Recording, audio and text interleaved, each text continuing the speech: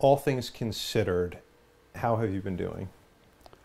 I've been doing exceptional considering the circumstance that I'm currently in.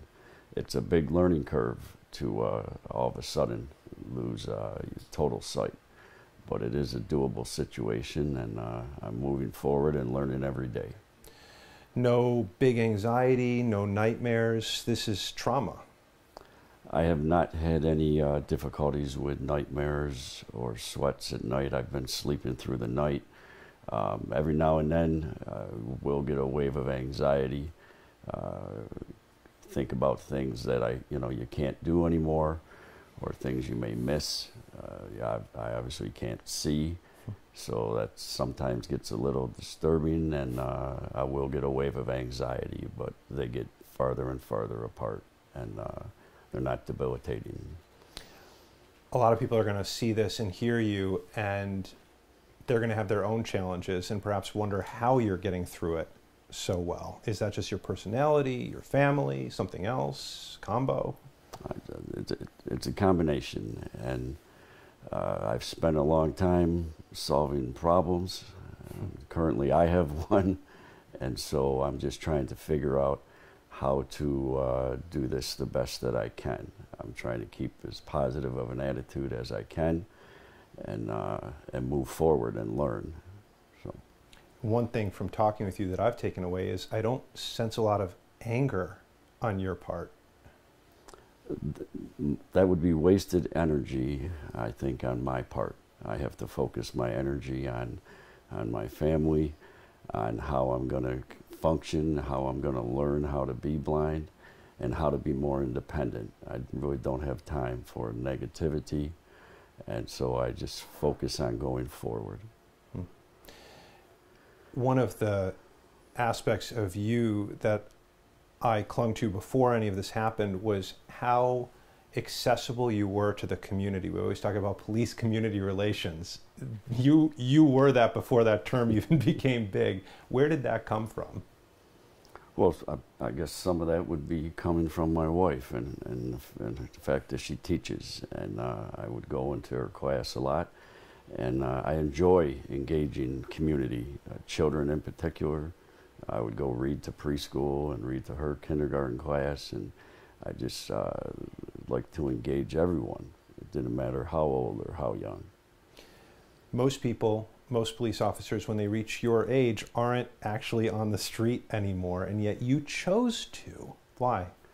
So I didn't get hired till I was 31. I always wanted to be a police officer, and I've thoroughly enjoyed every second, every minute of the career that I had, and I would continue if I could.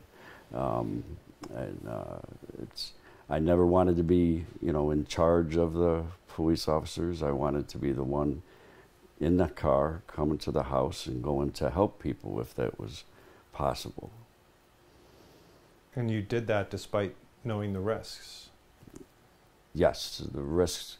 There's always risks, and no matter what you do, it's not something you dwell on. We were trained very well, and that training ultimately helped in me getting through me getting through this assault that I sustained.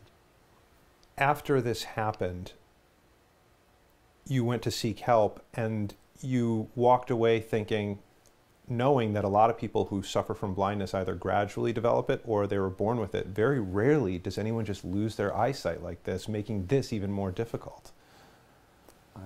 I won't argue that it's difficult. It is very difficult. But at the end of the day, as terrible as this incident was, I'm alive, and I need to learn how to be productive and how to be independent and how to continue doing what I did before in whatever different manner that I find. There's a reason that I got through what I got through, and I need to find what the next chapter of my life is. I mean, just the little things. You were the cook of the family. So I haven't burned the house down yet. I've tried simple things, and I'll keep advancing them as I can. What message do you think the community should take away from this and what we saw just recently with Officer Kayla? I think the community should know that there are plenty of officers like myself and Officer Kayla who are out there and who dedicate our lives to helping others, and they're there, and you might not hear about them and you might not see them, but that would be the majority of the people I work with are exceptional people. There was an exceptional group of police officers, civilians and medical personnel who in fact worked together and saved my life. It's an amazing thing that happened. Everything that has happened since has been overwhelming to me, and the support from the community, from the city, from the police department, from my brothers and sisters, and from strangers, from everybody. It's unbelievable, the outpour and the love and support that I've received. Some of those Good Samaritans came in and helped after you had already restrained, unbelievably, the suspect. What are your thoughts about them getting involved? I don't have, the fact they got involved is amazing to me. There's plenty of civilians and people out there who would do the same.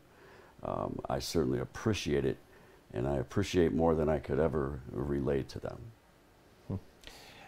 How has this changed or influenced your appreciation of family in this case? Well, I have to say I'm the luckiest man alive to steal that from somebody. The hardest thing for me has been actually the fact that my family has had to go through such a traumatic event. But the strength that my wife has shown, that my family has shown, without that, it probably wouldn't be possible to be as positive as I am. And I know that Sonia is going to say, but we have you.